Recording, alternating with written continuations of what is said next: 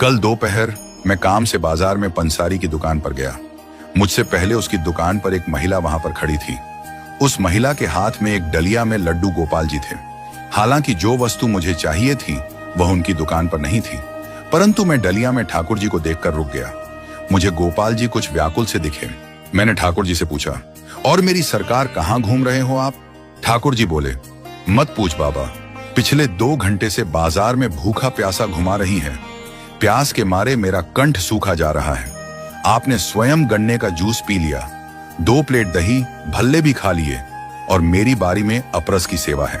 यह सुनकर मैंने कहा, सरकार जल की व्यवस्था तो मैं कर दूंगा, परंतु इस महिला का कैसे करें? इस महिला के सामने कैसे जल पिलाऊंगा?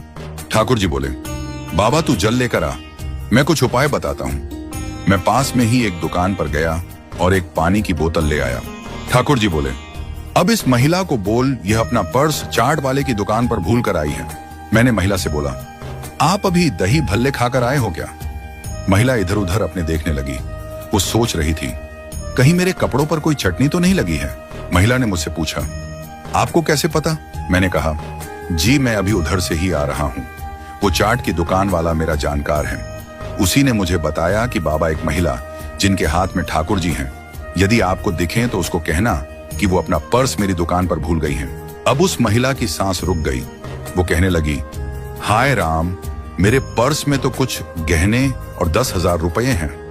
उसने आप देखा ना ताव गोपाल जी को पंसारी के काउंटर पर रख तुरंत भागी। अब मुझे मौका मिल गया था। मैंने तुरंत पानी की बोतल खोली। उस समय तुलसी दल की व्यवस्था न होने के कारण मैंने ठाकुर जी की कंठी माला से जल का स्पर्श करवाया और ठाकुर जी को जल पवा दिया। ठाकुर जी बोले, बाबा अब जान में जान आई। कुछ देर में वो महिला सामने से आती दिखाई दी। मैंने ठाकुर से कही, सरकार यदि आपकी आज्ञा हो तो इसे 2-4 अच्छी सुना दूं। ठाकुर जी बोले, रहने दे बाबा, तू किस किस को सुनाएगा? यहाँ तो ज्यादातर लोगों का यही हाल है। कहीं जाना हो तो हमें साथ में ले जाते हैं और खाने पीने घूमने का शौक किया करते हैं। मुझे तो अब आदत सी हो गई है। तू अब जा, यदि यहीं रहा तो तेरा इससे झगड़ा हो जाएगा। मैं ठाकुर जी के कहने से आ तो गया, परंतु मन सारा दिन व्याकुल रहा। मेरा आप सभी से हाथ जोड़कर विनम्र निवेदन है कि कहीं ऐसा तो नहीं कि आप भी ऐसा ही कर रहे हो, क्योंकि सेवा में किसी प्रकार का अपराध करने से तो अच्छा है कि सेवा ना ली जाए। क्यों झूठे हाथ झूठे मुंह मेरे ठाकुर को लेकर घूमते हो, केवल आडंबर के लिए, एक दूसरे की देखा देखी।